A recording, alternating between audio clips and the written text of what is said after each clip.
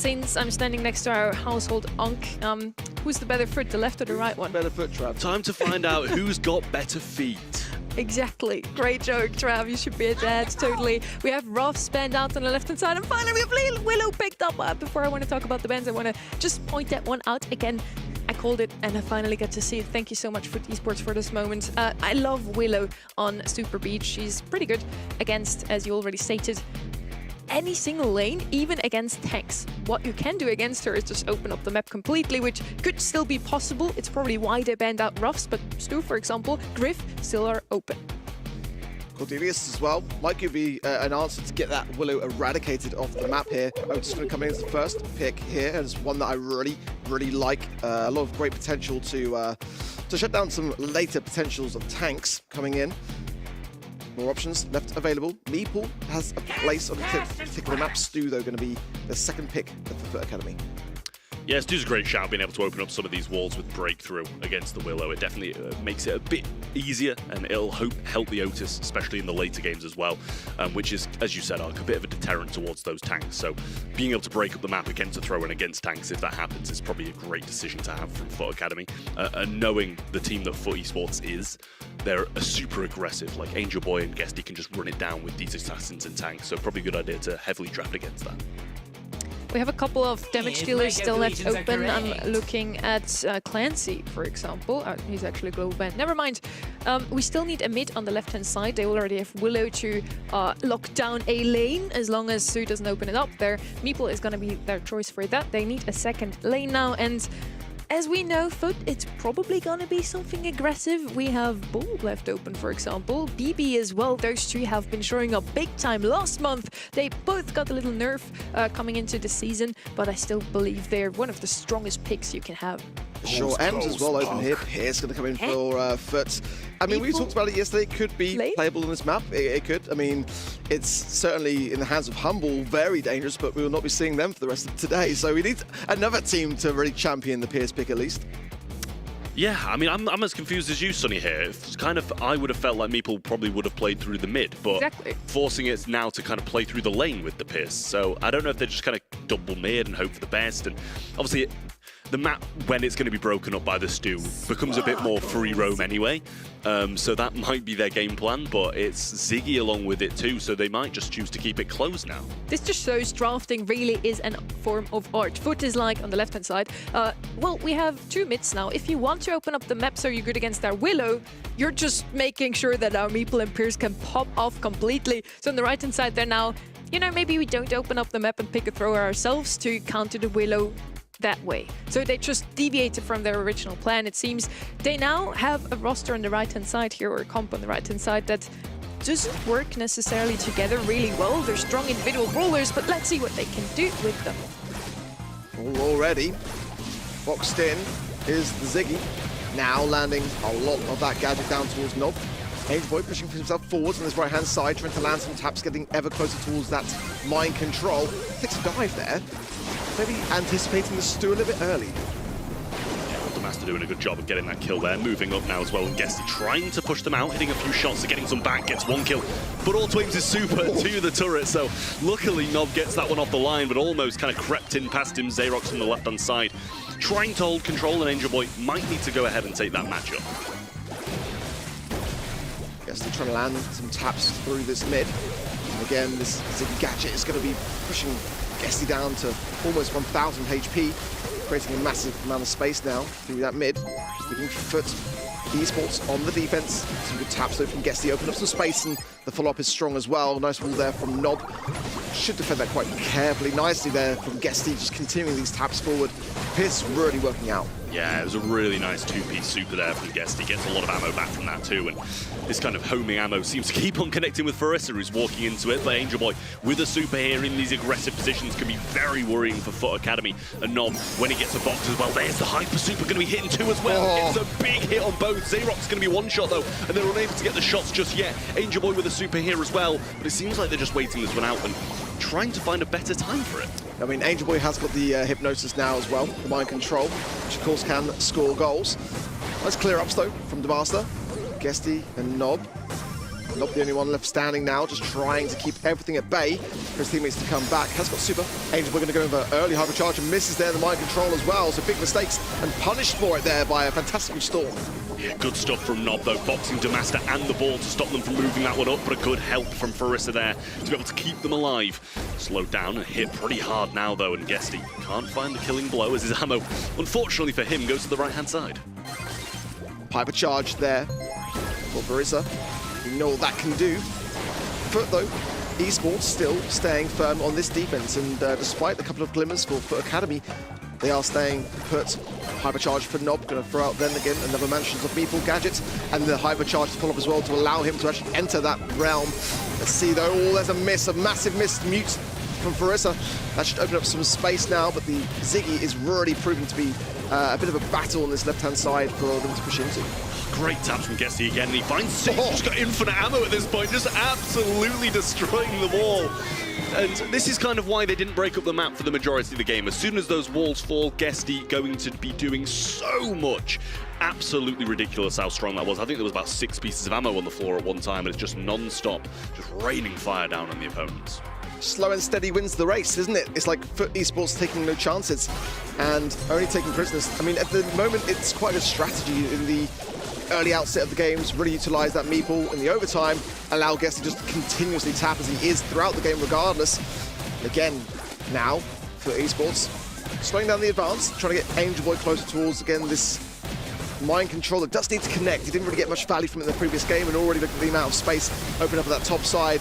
It's down to Xerxes again to try to shut this one down, and he does so successfully. Yeah, it seems like Angel Boy's just going to eat this fat splatter here. Farissa so low and so much ammo on the floor again for Guesty. It's really difficult to avoid all of that. A box comes through. Oh, what? They're in it, get the goal!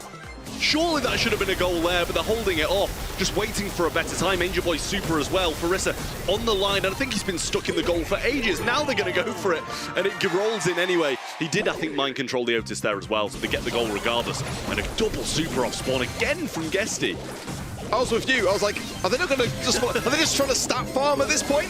Another big box from Nob, and Demaster trying to come in and try to keep the HP low, but I don't think it's going to be enough realistically here.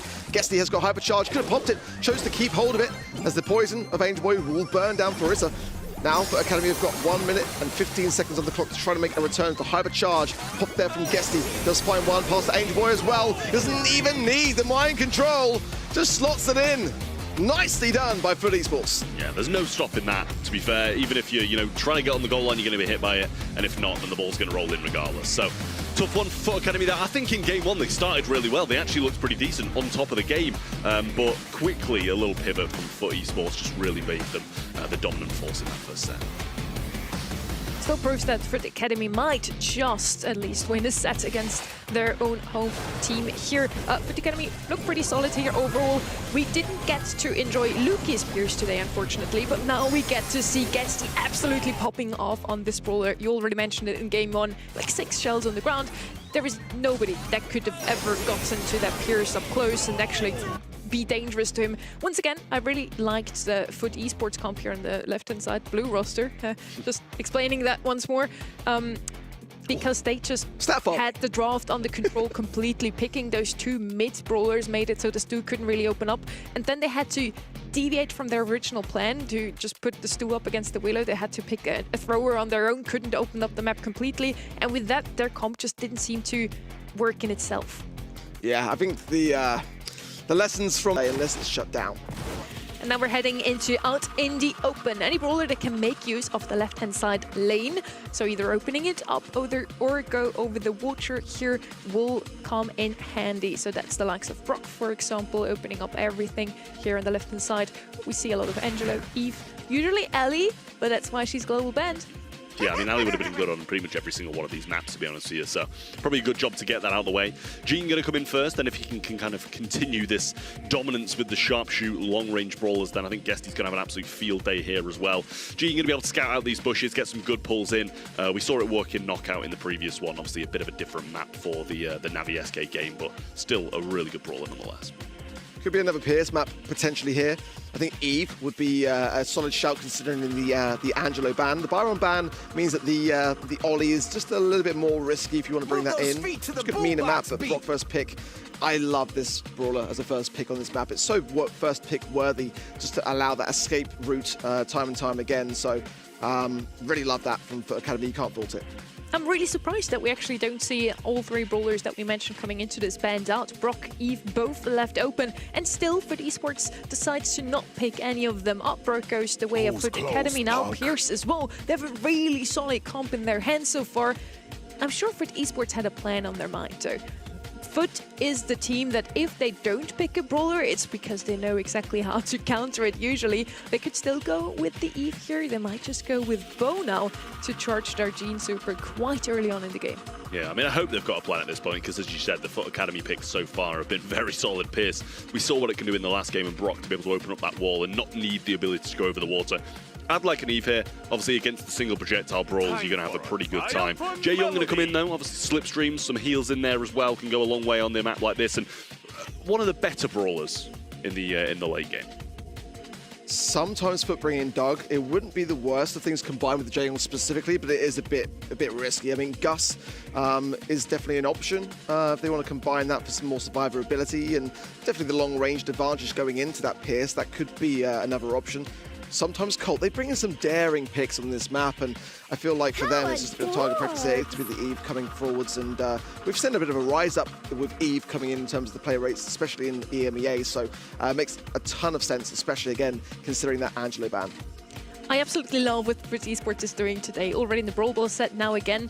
I'm someone who studies draft in their feed time. Yes, I'm that much of a nerd. On the left-hand side now, I mentioned how good it is to have something on the left-hand side lane that can go over water or break open the map. What we've seen yesterday in East Asia is that Jae Young pick to just rush into the map as quickly as possible from the get-go over the right-hand side lane, so you never really need anything on left. So I like that they're sort of copying that from East Asia. Jae Young has not been picked up very often in EMEA scrims, so they must have just watched that match. We have now the last pick here on the right-hand side, Mina, so they have some aggression.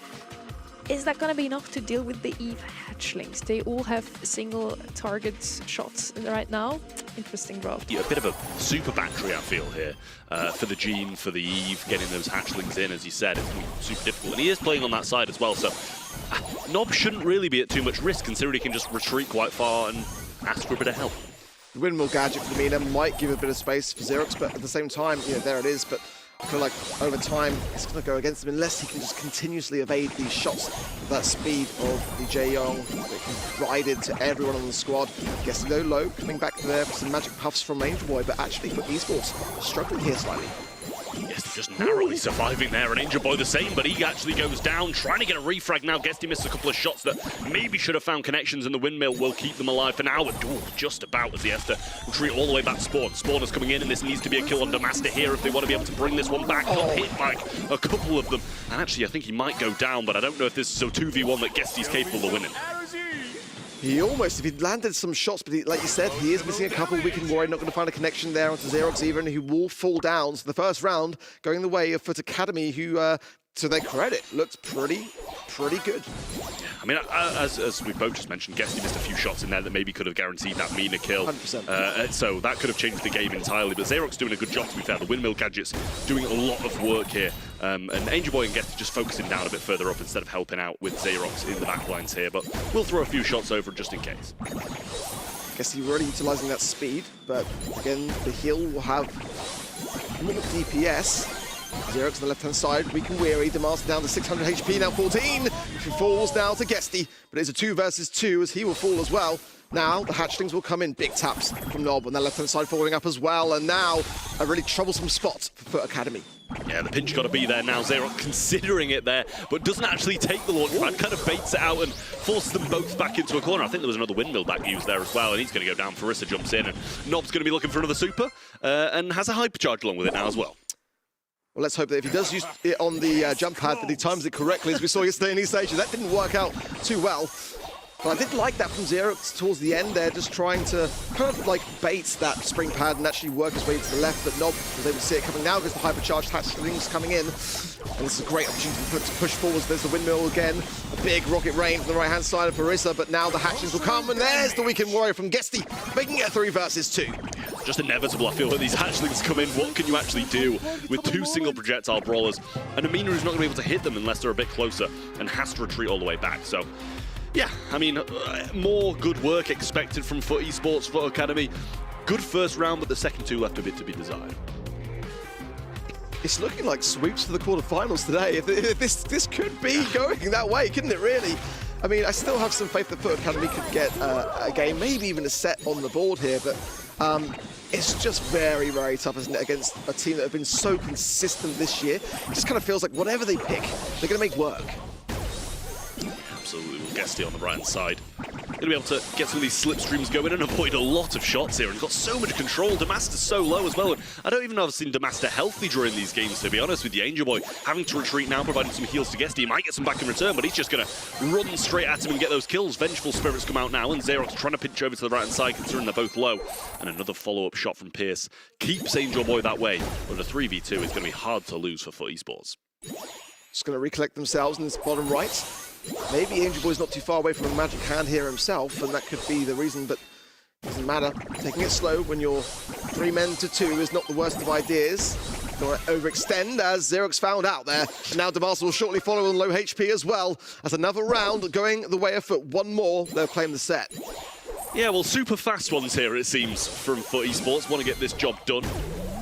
Guesty waiting on someone who might be using the launch pad here. Farissa throws out a gadget, breaks up some of the wall and some of the grass. I don't know if he timed that wrong or he got killed by the gadget there, but nice stuff on the left-hand side from Xerox, and a good kill on the right with a bit of an over-aggressive Guesty going in. And, you know, the confidence is obviously good. Let's just pretend that didn't happen, maybe? I mean, it's a 2v2. They can still win this one somehow. They've wasted, I think, every piece of kit they've got. Nob wasted his super. Angel Boy wasted his. Guesty runs in a straight line, and they've still got a chance. Hypercharge now from Farissa, going to use it. Lands a tap on Angel Boy. Nob's going to stay away, and they're actually still going to do this. That's disgusting rocket fuel for Farissa, using the tanker in terms of the HP. But again, hypercharged hatchlings from Nob. Why not? It's going to keep Farissa low, and he'll just follow up now. And that's a set. It's a little bit one-sided, isn't it? If you can win that, you can win anything, realistically. Yeah. Like, somehow, Guesty runs in a straight line and dies. He throws the super on the launch pad, which you already said don't do. And I'm not sure if it popped in mid-air or it just got 4K'd as soon as it landed. So that was wasted. Followed by a magic hand throw to... I don't even know who was aiming for with that magic hand. It was in the middle of pretty much all 3 players. It's like they didn't want it. And they're like, all right, we'll still win. Yeah. Like, what can Fut Academy do? Ultimate trolling. Unfortunately, not much, but yeah, that wasn't the best showing of Fut Esports. Maybe they want to give their, you know, own... Because his goal is... Esports. Maybe they want to give their, you know, own brother a chance here. They're like, come, you can do this, you know? Like, when I run against Trev, I also make him think he wins until the last meter. I don't know if that rubs it in more or if it's worse. You're like, yeah, I have a chance. Oh, actually, never mind. We'll take it back away from you. It's that classic tweet, isn't it? And whether Fut Esports did post that tweet before the show, I'm not too sure. I haven't been on socials, but it's like, you know, do we beat our Academy team 3-0, or do we, you know, make them think they've got a chance in the 5th and final set? I mean, I did like what Fut Academy is showing us today in drafts. It's pretty much what is good on the map. And then on the left-hand side, twice in a row now, we had just really, yeah, ingenuity, some new drafts that we haven't seen very often, and it seems to work out for Fut Esports here with that Jae Young idea that we've seen yesterday. Xerox did a pretty good job at just not feeding Nob, especially in that game number 1. He did a good job at dodging the incoming. Lost to Fut 0-3, they've lost to SK Gaming, to Navi. I mean, it's a really tough ask, isn't it, to face against the number 2 seed in the region, and kind of, I think the best that we can hope for Fut Academy here is a set. I think that maybe even if they can get that, it might spur them on slightly, but it's looking rough, no doubt about it. The bans come in for Ring of Fire, the Finks, the Crow, the Lu for Fut Esports, the Grey, the Pierce, and the Ziggy for Fut Academy. Yeah, well, see what this first pick's going to be here, Ring of Fire. It might be Fut Esports' deciding game to send their academy team home. Chester's going to come in. It's a good one. The Hypercharge is so strong and so easy to cycle it when you've got a couple of people here. And obviously, in hot zone, the majority of people are going to be focusing on the hot zone. So probably a bit easy to hit a couple of those. Chester is one of the best brawlers in the game right now. Doesn't even have a buffy, but he's just dishing out so much damage. And he has been the most picked up brawler in March and yesterday in East Asia in April as well. Maybe a nerf should come in soon, but that by side he's left open, so of course you're going to pick him up as first pick here. Now the left-hand side, we see a lot of these Mortises, you know, aggressive brawlers would be an option here still. They're going to go with Stu instead. Yet again, a brawler that we've seen from Fut Academy before, a brawler that we don't see too often at the moment in scrims though. He has a lot of mobility. He also offers another gadget that speeds up his teammates, and that seems to be what Fut Esports really likes today, just to speed everyone up. I'm with you on the Mortis. I'm just concerned about the potential of the Otis and the Spike that kind of still open here. But in terms of how this draft fares, it could be certainly a brawler to consider at the later stages. Penny going to come in now as well. A brawler that I'm really warming to. Not just good in Heist now, but also very viable in Hot Zone also. The Amber is an option. It could be on the cards here for Academy, but I kind of feel like they might want to just have something in the back pocket for this potential Mortis, or pick it up themselves. But again, now they've got to really combine this with something to give themselves more of a chance. Maybe the Spike, maybe the Otis could be an option. Yeah, I mean, when Fut Esports have got the last pick, it's going to be difficult to play this Mortis into it. I mean, don't get me wrong, it's decent against the two things it's got. Stu's going to maybe be able to dash away a little bit if you don't time it right. Penny, Salty Barrel can give you a lot of damage straight in the face, and they still have their third pick. So it's a risky one, but I think risks need to be taken at this point from Fut Academy, because they're 2-0 down against a team who's probably the best in the region at the moment, and there's the one you mentioned, Ark, in the Amber. I do like the Amber a lot here. The Hypercharge can do a lot of work. Same with just kind of leaving that lingering oil on the zone, and Pam with Scrapsucker, going to be able to take a lot of the Mortis' ammo, the healing station as well as the Penny turret, going to have so much stuff to burn through as well. I really like Fut's comp. You can figure out which one I mean. Pam is such a good brawler on this map, offers a lot of health, of course, and Penny is just going to be basically a thrower and a sharpshooter at the same time when she has her turret available, just putting it behind that wall on the right-hand side. I would have liked to see some wall break coming out of Fut Academy here. They do have the Chester. Hopefully they get the right super to actually get rid of the Penny turret. That's going to be crucial for them. Let's see. The Scrapsucker needs to land on this Mortis by Knob, so I'm sure will be the distraction coming in. I guess they're going to have a good interaction here. I'm not really fully convinced on what I've seen so far, as the burn there of the Stu will seal Xerox and full control for Esports, but Academy dwindling. 2 more full now again, and the spawn cycle very much not in Academy's favour. Yeah, you don't say you're not too impressed by what you've seen so far. There's like absolute dominance here. Got a turret up on the right-hand side as well. Angel Boy, I think, still waiting for his first one, but he'll be pretty solid when he gets it. And Amber super thrown over to the right-hand side there, and does eventually get that burn down, but it let Angel Boy kind of linger on it for a while, and he's not taking much damage because the Pan healing station's keeping him up. Nice move from Xerox, and that's the first real thing we've seen from him here, and I guess he wasn't even focusing whilst he was on top. I mean, yeah, I don't know what they can actually do here. They're just getting dominated so hard. It's kind of Fut Academy starting to panic slightly, knowing that this is their kind of final chance to make a final stand, as the Hypercharge of Guessy just comes around the entire map and finds some good burn potential. Counter though, potentially by the Amber. Oh! As Angel Boy stops me in my tracks, that was absolute disgusting splash that moves Fut Esports onto match point. I don't even know what to say. What can they do? What can they do? It's like pure dominance from Fut Esports. It really is. Mortis just, I don't know if he hit like, I don't know if he got a super in that game. I think he hit about 3 shots. Really difficult for him here against the Stews, just dashing away from him. Penny over the right-hand side took so much control early on. They're double left in it here, so they're going to go a bit of a different route, and I don't know if they're even going to be able to get within range of Guesty there, and all 3 of them just waiting to be splashed down by Angel Boy around the back.